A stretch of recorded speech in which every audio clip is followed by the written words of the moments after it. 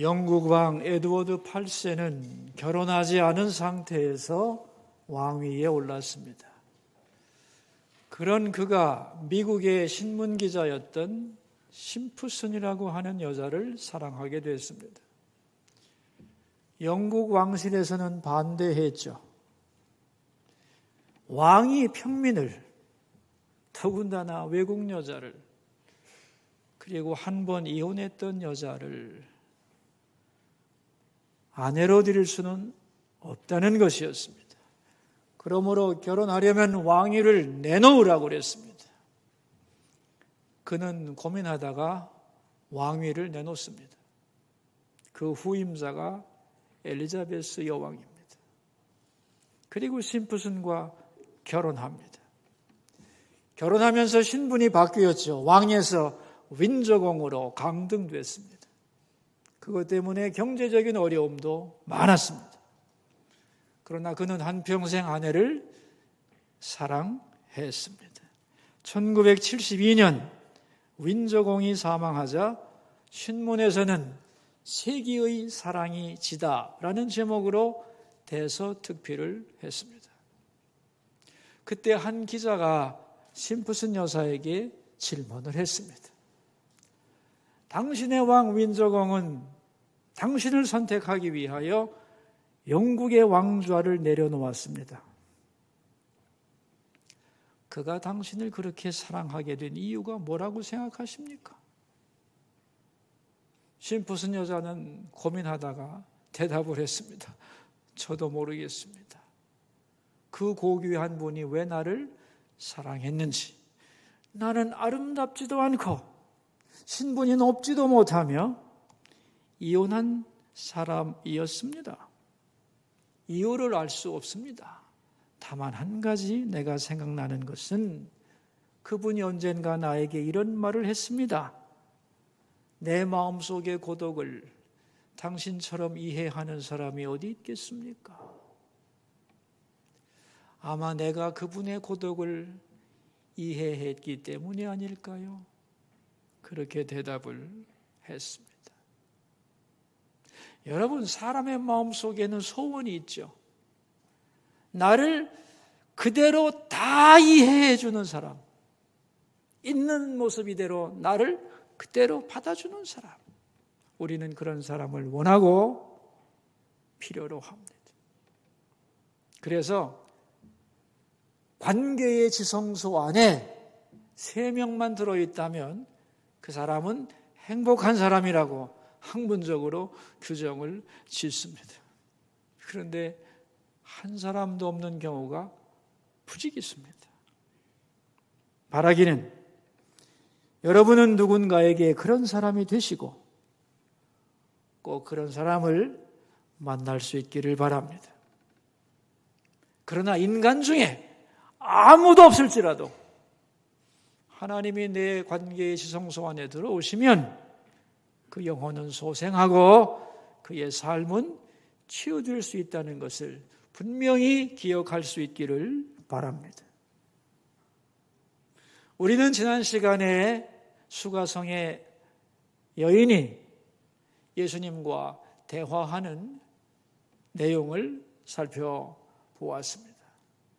그 여자는 예수님과 대화하면서 자기의 실체를 발견합니다. 그게 뭐냐? 나에게는 남편이 없습니다라는 말이죠. 나는 지금까지 행복을 찾아서 몸부림쳐 왔지만 실패했습니다. 나라는 사람은 죄 많은 여자, 허무한 인생이 되었습니다. 이걸 인정하고 예수님께 고백합니다. 그리고 나서 질문합니다. 어디서 예배해야 합니까? 여러분, 이 말은 아주 중요한 것입니다. 어디서 예배해야 합니까? 이 말 속에 담겨있는 뜻은 뭐냐 하면 나는 죄인입니다.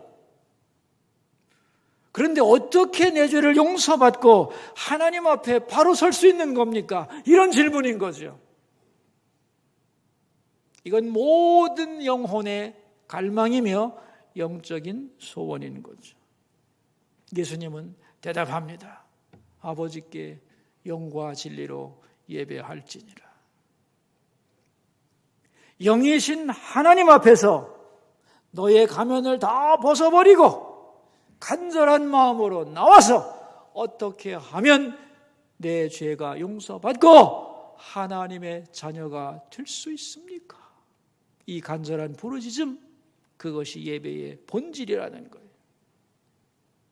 그리고 하나님이 베푸시는 십자가의 사랑 앞에 너 자신을 위탁하는 것이 바로 예배라고 가르쳐 주셨습니다. 그러자 여자는 대답하죠.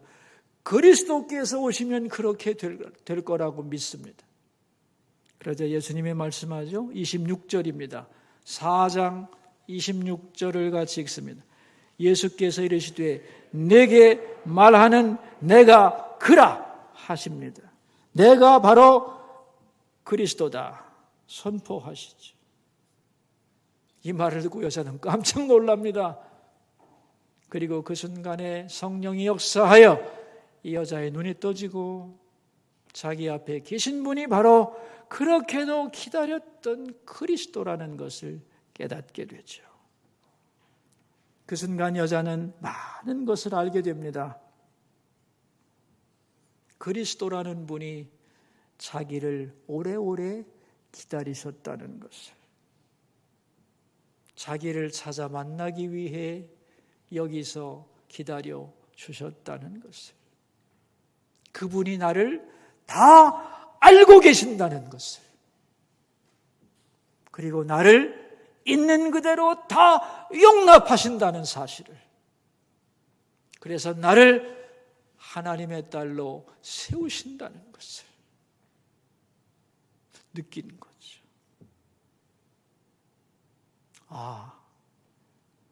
지금까지 내 인생은 바로 이 순간을 위한 것이었구나. 나의 과거는 이분 그리스도를 만나기 위한 준비 과정이었구나 하는 것을 깨달은 거죠. 너무나 이 사실에 감격해서 이 여자는 물동이를 두고 동네로 뛰어갑니다. 그리고 사람들에게 예수님을 소개하죠. 29절입니다. 어떻게 소개하는가 보세요. 29절입니다. 내가 행한 모든 일을 내게 말한 사람을 와서 보라. 이는 그리스도가 아니냐? 내가 행한 모든 것을 다 아시는 분. 내가 그분을 만났는데 그분은 그리스도이다. 와 보라고 초청을 했던 겁니다. 자, 여러분, 이 여자가 예수님을 만났는데 만나고 나서 말할 수 없는 기쁨과 감격을 누렸잖아요. 그죠? 그렇다면 왜 우리는 예수님을 만나면 기뻐하는 것일까요? 왜 감격하게 되는 것일까요? 예수님을 만나면 먼저는 자기를 발견하게 됩니다. 이 여자는 자기가 실패자라고 생각했어요. 모두로부터 버림받은 존재, 아무 쓸모없는 존재라고 생각했어요.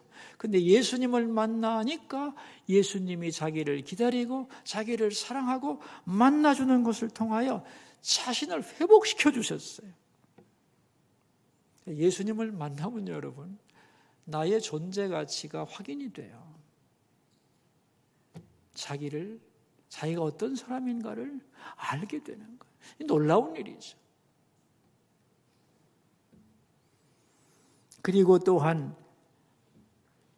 자기의 과거를 이해하게 됩니다. 내가 원했던 것은 남편이 아니고 진정한 내 영적 갈망의 본질은 하나님과의 만남이었다는 사실을, 그것의 대체물로서의 남편이라는 존재를 이렇게 갈망했다는 걸 깨닫죠. 그래서 풀지 못했던 인생의 문제를 풀게 됩니다. 그러면서 거듭나며 인생의 목적이 전환되었던 거죠. 이런 질문을 할 수 있어요. 여러분, 왜 우리에게는 나를 다 알고 이해해 주는 사람이 필요한가? 왜 필요할까요? 그분을 통해서 나 자신을 용납할 수 있기 때문이에요. 그런 사람을 만나기 전까지는 나는 언제나 사랑받지 못한 사람이고 거절당해왔고 원래 내가 그런 사람이고 그래서 나 자신도 용납 못하고 다른 사람도 용납을 못하는 사람으로 살아가는 거예요. 그런데 누군가가 나를 진정으로 용납하고 사랑한 것을 경험하게 되면 이제 내가 나를 수용하고 사랑하는 사람으로 변하게 되는 겁니다. 그리고 나서 이제 나도 다른 사람을 수용하고 사랑하는 사람으로 변할 수 있게 되는 거예요. 이게 예수 만난 사람의 변화 과정입니다. 여러분은 그리스도이신 예수께서 나를 기다리셨고 나를 알고 계시고 이 모습 이대로 사랑하시고 나를 만지시는 것을 믿으시나요? 그렇다면 여러분, 이제는 나 자신을 주 안에서 용납해야 합니다.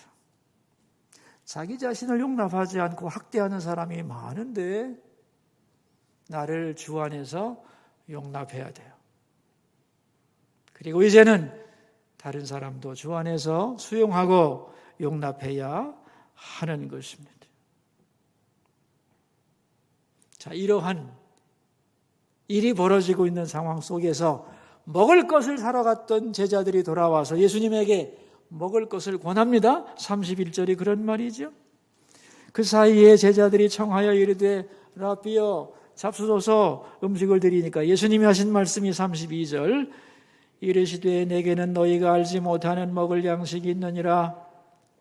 그런데 이 말을 제자들은 이해하지를 못합니다. 그래서 33절을 보세요. 제자들이 서로 말하되 누가 잡수실 것을 갖다 드렸는가? 우리 없는 사이에 뭘 좀 드셨나? 이렇게 오해를 했다는 거예요. 그래서 예수님이 이해 못하는 제자들에게 설명을 합니다. 그게 설교 제목인데 같이 한번 읽어볼까요? 나의 양식은 그분의 뜻을 이루는 것이다 그랬어요. 여러분, 양식이 뭐예요? 양식이 먹는 음식이지만 철학적인 의미에서 양식이란 삶의 목적이죠. 먹기 위해 산다고 그러잖아요. 내 삶의 목적, 내 삶의 보람, 나에게 새 힘을 주는 것, 지친 나를 일으키는 것, 그게 나의 양식이에요. 예수님은 사마리아 여인, 이 쓰러지던 여인이 다시 하나님의 은혜로 회복되어 일어서는 것을 보면서 너무도 큰 기쁨에 붙들린 거죠. 그래서 예수님 자신이 배고프고 목마르셨지만 한 영혼이 회복되는 것을 보면서 하나님이 나를 통해 이루시려고 하는 그 일을 이루면서 말할 수 없는 감격을 누리셨던 겁니다. 마치 지쳐서 쓰러졌던 사람이 음식을 먹고 생수를 마시고 기운을 차렸듯이 나를 보내신 하나님의 일을 하고 나니 새 힘이 솟아올랐다는 거예요. 그래서 안 먹어도 배부르다 이런 말을 하신 겁니다. 이렇게 제자들과 얘기하시는 중에 이 여자의 전도를 받은 사마리아 사람들이 예수님에게 달려옵니다. 그리스도가 오셨다고? 어디 계신데? 저 야곱의 우물 곁에 계십니다. 그래, 한번 가보세 하고 사람들이 떼지어서 예수님께로 달려오는 겁니다. 그걸 보면서 예수님이 하신 말씀이 35절입니다. 함께 읽겠습니다. 추수할 때가 이르겠다 하지 아니하느냐? 그러나 나는 너에게 이르노니 너희 눈을 들어 밭을 보라 희어져 추수하게 되었도다 그랬습니다. 눈을 들어 밭을 보라 희어져 추수하게 되었도다. 자, 여러분, 추수라는 말이 나오죠. 추수에 대하여 생각을 해봅시다. 추수라고 하는 것은 쉽게 되는 일이 아니죠. 자, 가을에 추수하려면 뭐가 필요해요? 봄철에 밭을 갈고 씨를 뿌리고 김을 매주고 물을 주고 비료를 주고 여름에 땀을 흘리며 기다려야 하는 것입니다. 다시 말하면 추수란 우연의 사건이 아니라는 겁니다. 엄청난 노력과 함께 인내하고 기다리고 투자하고 애쓰고 견뎌내야만 하는 결과라는 거예요. 그래야 가을에 거두는 것이다. 맞죠? 자, 이제 이것을 한 사람의 영혼의 돌아옴에 비교를 해보겠습니다. 한 사람이 예수 믿는 것이 거저되는 일이냐? 그럴까요? 아니죠. 한 영혼이 죽게 돌아오는 것은 엄청난 과정이 필요한 거죠. 예를 들면 이 사마리아 여자가 예수님께로 돌아오기까지는 많은 과정이 있었던 거예요. 우리가 충분히 짐작할 수 있잖아요. 먼저는 그리스도가 오신다고 하는 선지자들의 예언이 있었던 것이고, 그 예언을 이 여자에게 가르쳐 준 사람이 있었던 것이고, 이스라엘의 역사 속에 환난과 곤고, 나라를 빼앗김의 슬픔이 있었던 것이고, 개인적으로 말하자면 이 여자는 파란만장한 인생을 살았습니다. 이것을 가져보려 하고 저것을 의지해 보기도 했습니다마는 다 실망하고 지쳤죠. 찬송가 가사에 나오잖아요. 천부여 의지옵소서. 손들고 옵니다. 손들고 오기까지 의지할 것이 하나님밖에 없다고 하는 많은 실패와 눈물과 절망과 싸웠다는 거예요. 그러니까 어디서 예배드려야 합니까? 라고 하는 이 영혼의 고백은 그냥 나오는 것이 아니고, 이 질문이 나오기까지 엄청난 사건이 이 여자에게 있었다는 거예요. 이러한 작업을 누가 하셨는가? 하나님이 하신 거죠. 이 여자의 일생 동안. 저는 목사로서 다른 사람들의 인생의 무대 뒤편을 자주 보고 들을 수 있는 기회를 비교적 많이 가졌다고 생각합니다. 적어도 신앙인이라면 목사 앞에서 자신의 진실을 얘기할 때가 많죠. 그러다 보면 그 사람의 인생의 비밀이 나올 때가 많습니다. 그런 얘기를 들으면서 느끼는 것은 뭐냐 하면, 겉으로 볼 때는 이렇게 멀쩡하고 뭐 문제가 없는 행복한 사람인 것 같은데, 삶의 장을 펼치기 시작하면 그 속에는 너무나 많은 상처가 있고 분노가 있고 눈물과 슬픔이 있고, 그걸 견뎌내려는 몸부림이 있고, 그 속에서 지쳐서 쓰러질 것 같은 아픔이 있고, 고독한 사람이 너무도 많다는 것을 알게 됩니다. 가슴이 뻥 뚫렸는데 이걸 채울 길이 없어서 펑펑 울고 싶은데 울음을 터뜨릴 대상이 없어서 어쩔 줄 몰라 하는 분들을 많이 봅니다. 그럴 때마다 질문하죠. 왜 이렇게 인생 속에는 슬픔이 많으냐고. 데이비드 버거라는 분은 이런 말을 했습니다.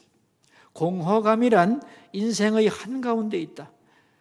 그러나 생의 공허감, 이것은 시작점이다.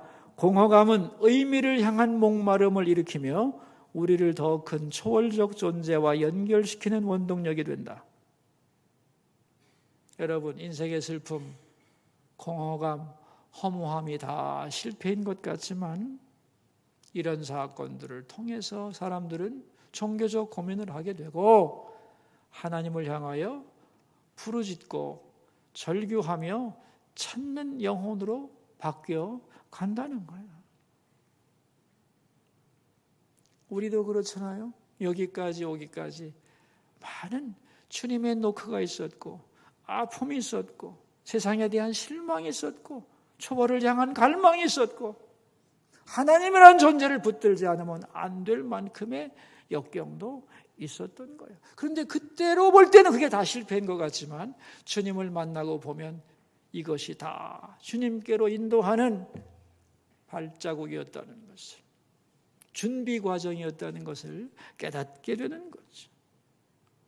그래서 예수님은 저 들판을 보라고 그랬어요. 그런데 제자들의 눈에는 뭐가 보였을까요? 파란 풀만 보이는 거죠. 그리고 계산합니다. 앞으로 4개월 정도 더 있어야 추수할 수 있겠다. 예수님은 밭을 본 게 아니죠. 그 밭 사이로 달려오는 사람들을 본 거죠. 흰 옷을 입고 달려오는 그 사람들을 보면서 휘어져 추수하게 되었다고 말합니다. 저들이 왜 달려오느냐는 거죠. 메시아를 만나기 위해서, 구원을 맛보기 위해서, 그 영혼의 갈증을 해결하기 위해서 달려오는 거 아니냐 이거죠.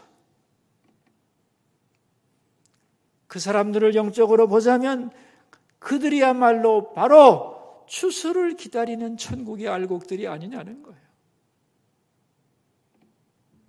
어서 저 영혼들에게 하나님의 말씀을 들려주고 그들을 변화시켜 천국의 곳간에 드려야겠다고 주님은 말씀하고 있는 겁니다.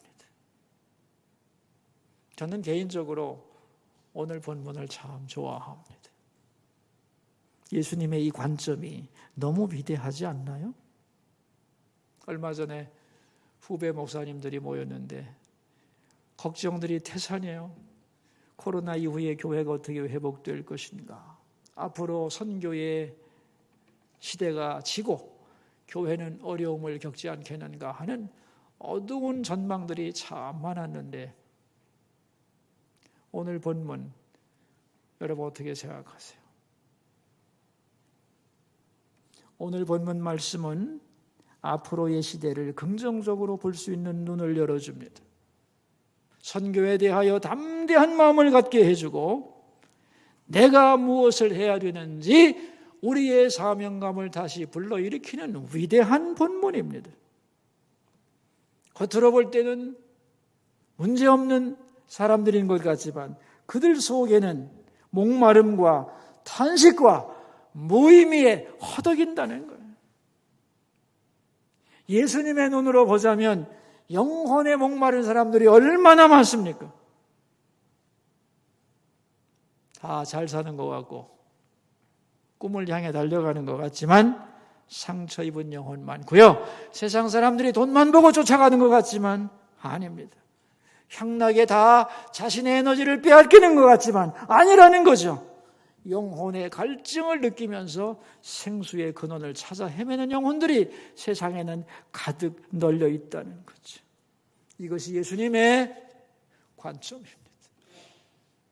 그래서 오늘 본문을 가지고 얘기를 해 주었습니다.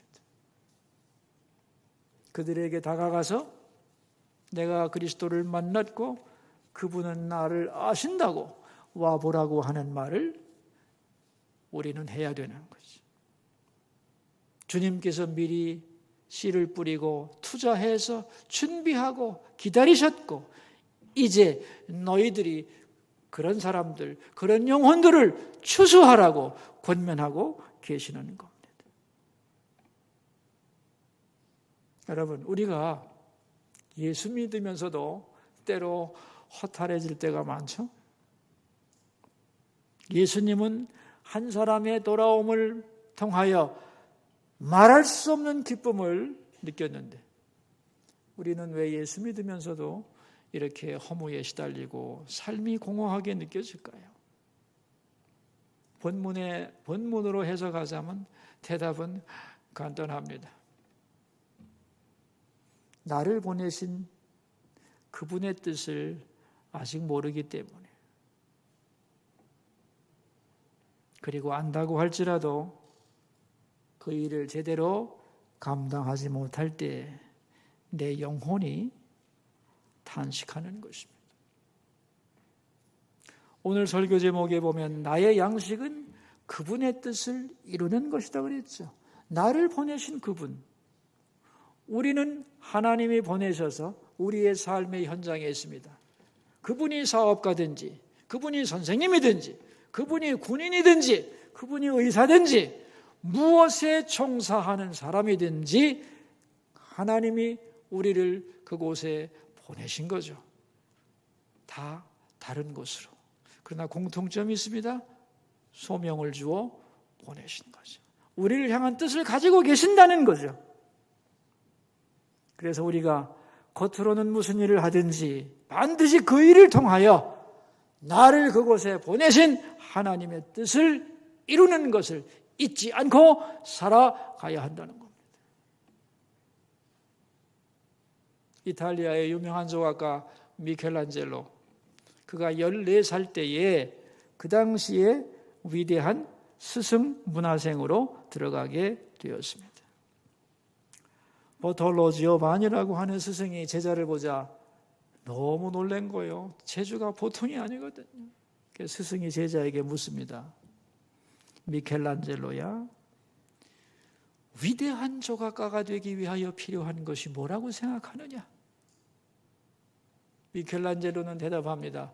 제게 주신 재능을 부지런히 갈고 닦는 것입니다. 그러자 스승은 말하죠. 아니다. 재능만 가지고는 안 된다.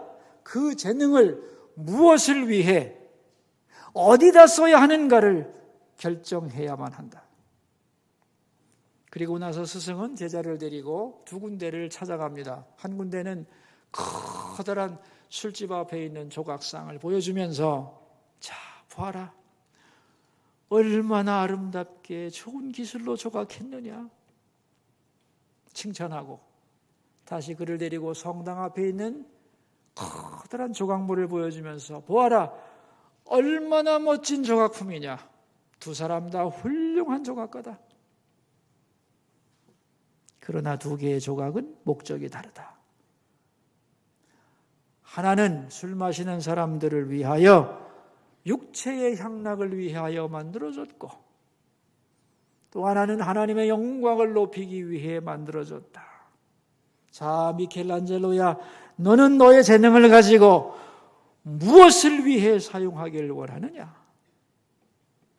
그러자 어린 미켈란젤로는 대답합니다. 감동해서, 선생님, 저는 제 재능을 하나님을 위해서 사용하겠습니다. 3번이나 하나님을 위해 사용하겠다고 맹세를 합니다. 우리의 재능은 귀한 것이, 그것으로 많은 일을 할 수 있지만 누구를 위하여 어떤 일에 써야 하는가가 그 사람의 위대함을 결정짓는다는 겁니다. 어제 저녁에 설교 준비를 마치고 잠자리에 들면서 기도를 했습니다. 이런저런 기도를 하다가 하나님, 제 기도의 소원이 참 많지만은 하나로 요약을 하자면은 저를 향한 주의 뜻이 다 이루어지기를 바랄 뿐입니다. 그것이 어떤 것일지라도 이게 제 기도의 가장 중요한 내용입니다. 그렇게 고백을 했어요. 그리고 보니까 이게 본문의 내용이 그렇더만요. 여러분은 무슨 기도를 하시나요?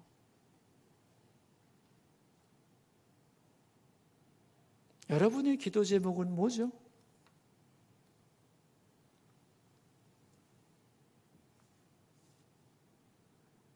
잘 되고 못 되는 것을 넘어서서 나를 향한 그분의 뜻을 이루는 것, 그게 최고의 기도 제목이 아닐까 생각합니다. 앞으로 남은 인생을 살아가시면서 여러분 모두 다 여러분을 향한 그분의 뜻, 여러분을 보내신 하나님의 뜻을 다 이루는 여러분 되기를 축원합니다. 그렇다고 해서 내가 세상의 모든 일을 다 할 수 있느냐? 그건 아닙니다. 우리가 할 수 있는 일은 지극히 작은 거예요. 37절이 바로 그런 말씀입니다. 읽읍시다. 그런즉 한 사람이 심고 다른 사람이 거둔다 하는 말이 옳도다. 그렇습니다. 심는 사람도 있고 거두는 사람도 있고 그들을 도와주는 사람도 있는 겁니다. 사람마다 역할과 소명이 다 다르다는 거죠. 그러나 어디에 있든지 나를 보내신 하나님의 뜻을 이루어야 한다는 것은 똑같은 것이죠.